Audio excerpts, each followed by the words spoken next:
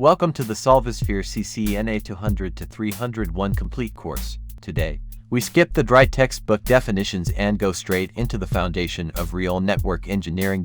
Build, configure, or troubleshoot any network. You first need to understand how data actually moves. Think of a network as a massive digital highway. Data packets are the vehicles.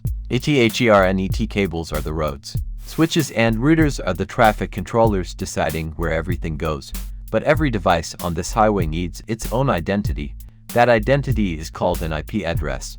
Without an IP address, data has no destination. It does not know where to go, where to stop, or where to deliver the information. So how do network engineers actually talk to these machines? They use Cisco IOS, the operating system that runs on Cisco routers and switches. To configure a Cisco device, you enter the command line interface, known as the CLI. By default, you start in user exec mode. This mode is limited. You can look around, but you cannot make real changes. To take control, you type the first command every network engineer learns. Router greater than enable. This moves you into privileged exec mode. From there, if you want to change settings, rename devices, configure interfaces, or assign IP addresses, you enter global configuration mode with router #configure terminal. Now you are inside the real control center of the device.